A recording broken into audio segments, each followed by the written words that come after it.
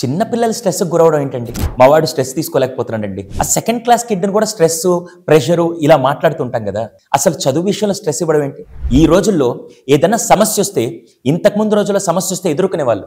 ఈ రోజుల్లో సమస్య వస్తే డల్ అయిపోవడం, కాన్ఫిడెన్స్ తగ్గిపోవడం, ఎలా హ్యాండిల్ చేయాలో తెలియకపోవడం, ఇలా పేరెంట్స్ కూడా పిల్లలకి ఎలా నేర్పాలో తెలియట్లేదు. అటువంటి విషయంలో ప్రతి పేరెంట్కి హెల్ప్ చేయడానికి మీ ముందుకు వస్తుంది పేరెంట్శాల.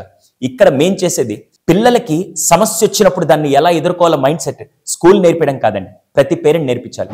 అలాగే వాళ్ళు ఆత్మస్థైర్యం నింపుతూ ఎటువంటి సందర్భాల్లో ఎటువంటి డిసిషన్ తీసుకోవాలి ఇవన్నీ కలిపి చిన్నప్పటి నుంచి పిల్లలకి నేర్పడానికి మీ ముందుకు వస్తుంది పేరెంట్శాల.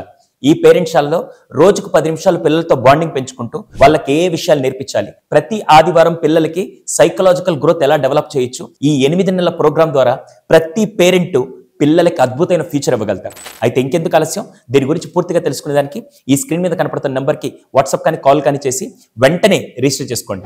ఈ రోజు మార్కుల కోసం మాత్రమే పిల్లల్ని పెంచడం కాదండి, సమాజంలో వీళ్ళ వల్ల మార్పు వచ్చే విధంగా మీ పిల్లల్ని పెంచడానికి పేరెంట్శాల హెల్ప్ అవుతుంది. Let's join పేరెంట్శాల.